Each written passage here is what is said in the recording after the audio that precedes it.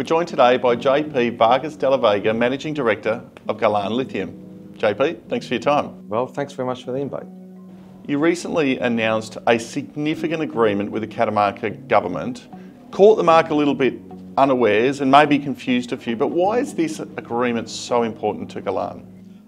It is very important for us because it makes an inflection point commercially for Galan. Our product, we always said that we'll produce lithium chloride concentrate. Now, this agreement for permits means that we can commercialize not only in Argentina our concentrate, but we can place it anywhere around the world. So what that translates into a better pricing mechanism, that we can have a high payability for our product, because there'll be competition. Now it's a worldwide competition, it's not just Argentina.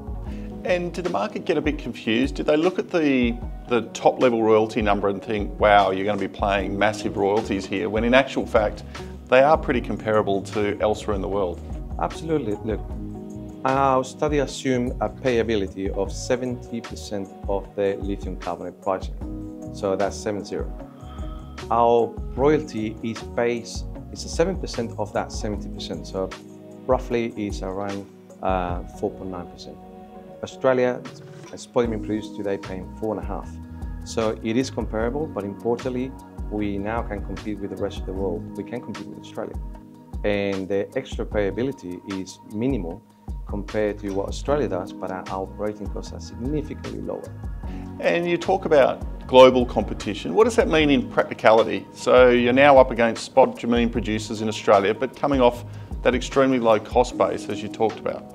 Well, for the Australian audience, our concentrate is 6% lithium content. If I translate that into lithium oxide, our concentrate will be 12.9% lithium oxide.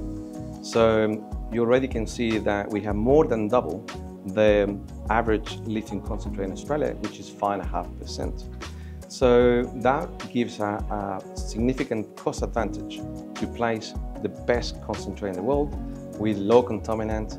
Our byproduct is water and salt, and then the rest is just lithium. So environmentally, ticks a lot of boxes. Cost-wise, is low to produce and easy to manage. And we have a high premium product with high grade and low impurities that needs to be treated down the track. The next thing shareholders are focused on is funding. How does this agreement help funding discussions? The commercial picture that we're seeing is last week we were in China, we were in Shanghai.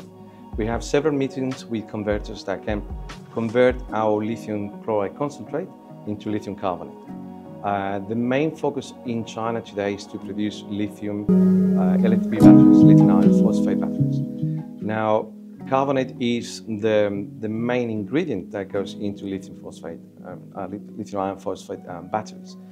Now, what we have is a strong interest because our concentrate is so pure that can be easily processed into carbonate. Furthermore, we found out in China there are companies that can take our lithium chloride concentrate directly to be converted into lithium iron phosphate. So they don't have to carbonatize our concentrate. Therefore, we came out last week after all the meetings that we have with a strong interest from every single company that we discussed that can be a converter, because they can see the demand for lithium iron phosphate batteries, and that's the product that they sell to the battery makers. While nothing locked in, you're starting to feel confident about funding. Absolutely. Funding is the next thing. You know, once you get the contract, you can get the funding, and we're already working in parallel at many lines with this. You know, we're not waiting for one thing to do the next. A lot of things are stitched up in the background, so I can't comment further more than that. But look, it's short-term pain, definitely. You know, I'm not where I like to see Galan as a company founder and larger shareholder of the company to be. I want to add as much value to shareholders as I can. But the medium term, the light is looking bright. Contracts will happen, funding will come. We'll develop phase 1 into next year, first production within the next 12 months. And so yes, the future is looking rosy with low operating costs. We'll get cash flow. If things are the same as this year, we'll still make money.